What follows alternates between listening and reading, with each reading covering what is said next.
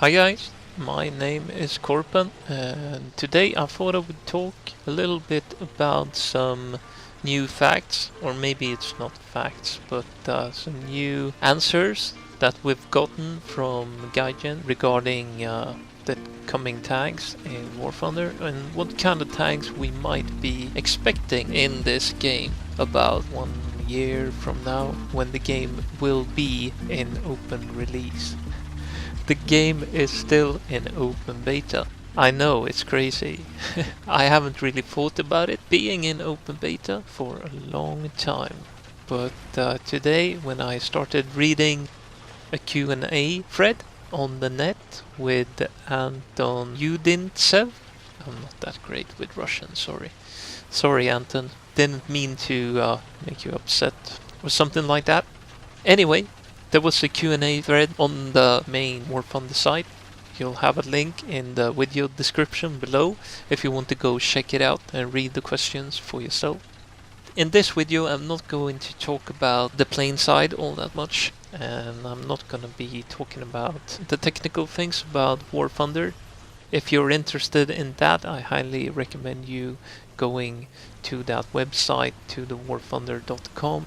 It's a lengthy article, so my guess is that many of you haven't really been bothered to read it, but being a YouTuber or being a person who makes videos, I like to read stuff like that to be able to grasp an idea of how the CEOs are thinking and what Gaijin Entertainment is really thinking about the game and what they're planning and so on. So, with that said, I'm sorry to drag this out too long. I just wanted to give you sort of a background story for this video. From reading the answers that Anton Yudintsev gave us in that Q&A, it seems like they're actually funding the game from the influx of money that they get from the gamers or the player base in the game at the moment. You know, they never really had the budget, so that's the reason why this game has been in open beta for so long. There has always been, since they released the game in open beta, a 3-year plan for this game to grow. And now with the coming of British tanks and stuff, they'll move into the last year of development. And what is the last year of development going to contain? Well, my guess is maybe a few Japanese tanks, just for a bit of a flair. I don't know. After the British tanks are released, Anton is hinting on that they will move on towards ships in War Thunder. And after that, the World War mode, or maybe that will be developed parallel to the ships. So anyway, that is going to be interesting, and I think that by next year, around Christmas, we'll be seeing the fully fledged game being released as an open product, free to play. So that's going to be very interesting, and yeah, let's see how that works out. So as of now, they're not developing the ship side of the game. That will come after the British tanks are released. And that brings us over to the British tanks and when they will be released as a fully fleshed out tank tree. Anton does say that he doesn't know for sure when we'll have the British tanks in the game. There are two possibilities that they're thinking about at the moment, and that is to, one, release a few British premium vehicles in the next patch, and then continue to develop the tank tree for about 1 more month, and after that they'll release the British tank tree officially. And he's saying that at the moment there aren't enough British tanks ready for the tank tree to be released as a whole. So what we're probably gonna see here is something in between, a bunch of premium vehicles being released, and then maybe, I don't know, medium tanks, heavy tanks, like we've been used to seeing before, and maybe we'll have to wait for the tank destroyers or something like that. Or maybe we'll only get the medium tanks and we'll have to wait for the heavy ones. I don't know. Or maybe it's just like Anton says that we'll be seeing the premium vehicles only, nothing else. But it's a start, right?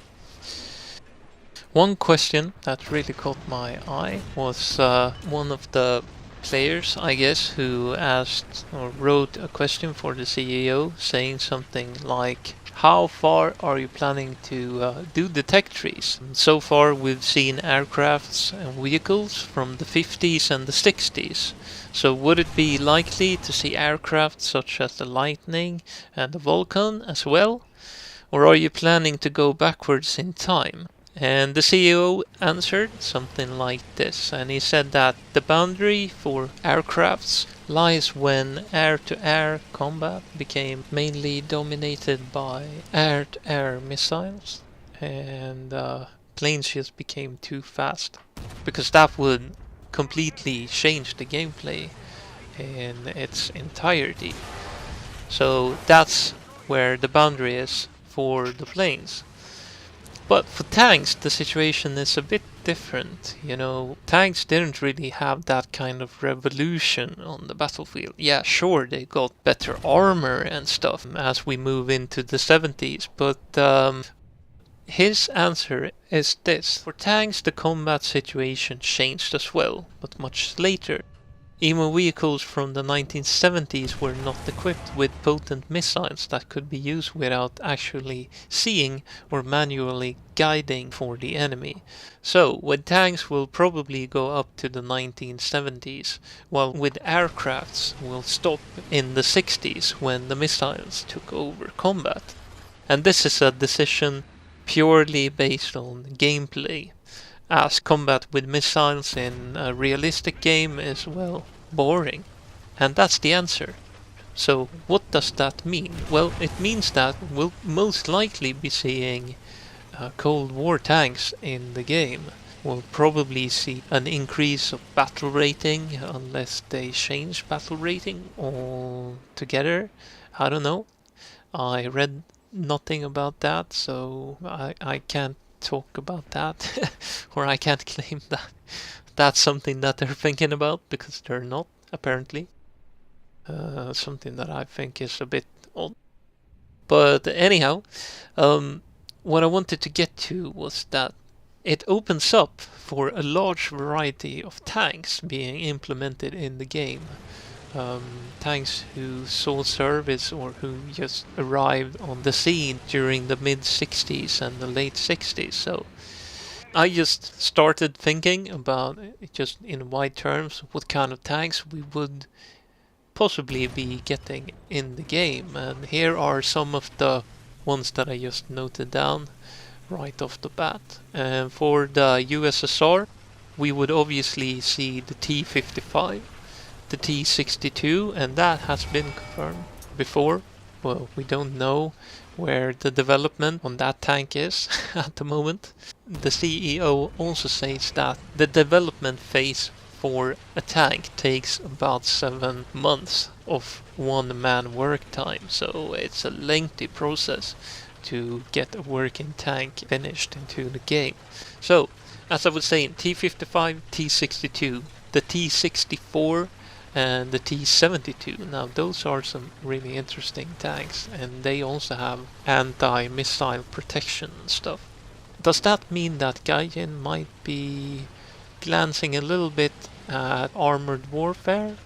I don't know, but it might be that they're seeing something over there, the way the missile game is, and maybe they've been inspired. I can't tell because I don't know them, but this is just pure speculation. So with the US, we would get tanks such as the Patton M60A3 with better armor protection. We would get the M60 Starship with a 155 howitzer mounted to the turret. We would also get the M551 Sheridan, a light tank with a 155mm howitzer that would be able to fire shells as well as guided missiles. So that's kind of cool. And with the UK, we would get tanks such as the Chieftain, the Vickers Mark 1 and the Mark 3's main battle tanks, and those are heavy tanks. And Germany would probably get the Jagdpanzer Kanone, that's a tank destroyer, as well as the Leopard 2. So that's kind of cool, you know, the Leopard 2 in the game. Dang, that's going to be one hell of a tank. Sorry about the language. And these are just the tanks. Obviously, there's a wide variety of armored fighting vehicles from a large selection of nations that could be implemented in the game. And I'm especially thinking about French armor fighting vehicles such as the AMX 13s with the 75mm gun and the 90mm gun. What do you guys think? Do you think this could be a good addition to the game? Personally, I like it. I would like to see Cold War tanks being added, since we do already have Cold War ammunition being used in the game, so could that be that they're sort of paving the way for Cold War tanks being in the game? That they're sort of making us used to, that there will be munitions in the game that would just pierce anything in the way of armor that is within the game. I think it's interesting and it makes me curious, and personally I like it. I wouldn't mind seeing missiles in the game, since it's a welcome addition to games such as Armored Warfare. I love it. Whereas in War Thunder, guided missiles on the battlefield would probably be devastating, to say the absolute least. But then again, the tanks could be equipped with reactive armor and stuff like that, so armor that can cope with missiles. So probably that could be a thing that works out quite well in this game. That's interesting, to say the absolute least. And it really got my attention, that question. And the answer. Especially the answer. But what I can tell you is that there's not going to be any kind of player-controlled artillery. And Anton answered the question about player-controlled artillery, and he said that it would simply be extremely boring to play if they would implement realistic implemented artillery in the game. Since, well, as a player you wouldn't see what you're firing at, and you would just fire a few shells and then wait for the input from the battlefield, whether or not you actually hit your target. So players would have to correct your fire and stuff, and they said, no, we're not going to implement that aspect to the game. So, sorry, no artillery.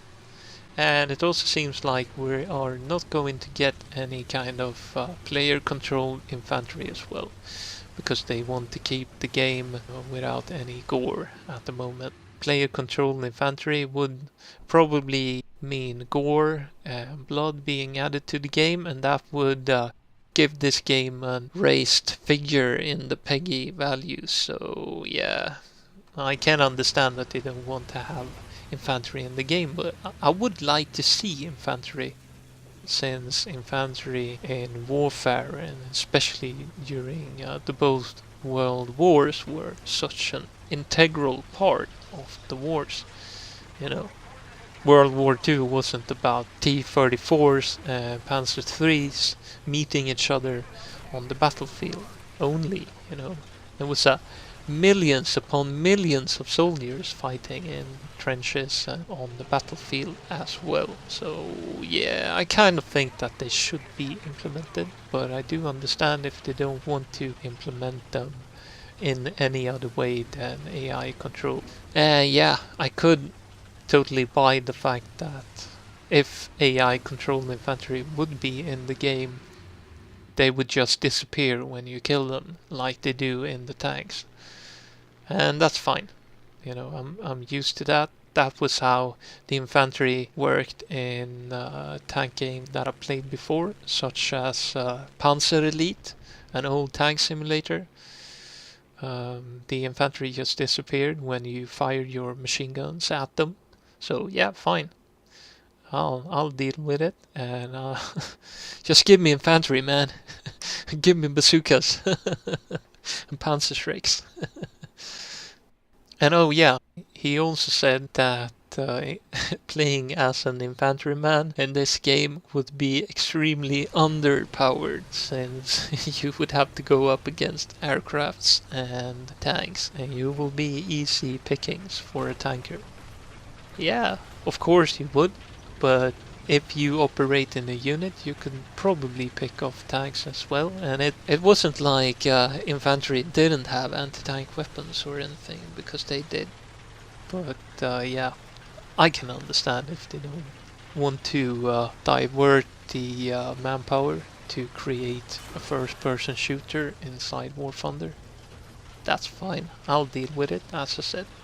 As for the ships, Anton said that Gaijin wants to finish all the rocket tanks and all the tank parts in the game before they get working on the ships. But he could say that they had a test something like 2 years ago where they tested out ships in alpha environment, and the conclusion that they got from those tests was that the ship part of War Thunder was at that moment too hardcore for them, and they eventually went with the tanks instead as the second part of development in the game. So I guess that means that ships are significantly harder to implement in a fun and exciting way in War Thunder, I guess. Especially if you want to keep the realism high as well, since ships move very slowly, they turn their guns very slowly, and they're quite inaccurate, and ship battles takes days to end. Yeah, I can imagine how that could be a bit more hardcore than just tank warfare. So, that was all I wanted to talk about today. And meanwhile, while I've been talking, I've shown you a game rolling in the background with a King Tiger 105. And this was the best game I've had in this tank so far. Man, I don't like the King Tiger 105. It's a good tank, it's nothing wrong with it, it's just the opposition and the matchmaker it gets. Oh, such a headache. But this was a reasonably good game and a funny game. And yeah, I got to shoot at some Shermans at the end. They don't stand much of a chance against the King Tiger 105. Where you really get headache in this thing is when you just queue up for a random battle and you're not the top dog. And not being on the top of the team in battle rating means that you'll be facing IS-4s, T-10s, T-54s, you will face M103s at occasion, M60 Pattons, and they will eat you up. You have nothing to put up against them. You can't defend yourself, really. You have a good gun, but yeah, you're done. So I've been trying to get some good games to go together with this game, so that I could add it up into a full-length video, but it just ended up me using this thing, or this video clip, in this video instead. So yeah, let me know what you guys think about potential Cold War tanks being added in the game, and what do they mean when they're talking about ships being too hardcore during the alpha test. I'm curious to see how the end product will be, and in which way it will differentiate from other games like World of Warships. Will it be very different? I think it will, but I can't really picture how it will be. I would love to see carrier ships where you could start and take off, and as well as land. That would be epic. So yeah, let's have a discussion about the video, guys. Let me know what you think and your main ideas. Did I miss any tanks? I know for a fact that I did, because many of the tanks had several different series. They were all different in some way with modifications and stuff. So I guess that there could be a lot of different versions of, let's say, the T62, for example. But yeah, let me know what you think. I'm curious to hear your thoughts on the matter. As always, thank you for watching, guys, and if you liked the video, please like and subscribe to my channel for some more War Thunder in the near future. Thank you for watching, guys. I see you guys around.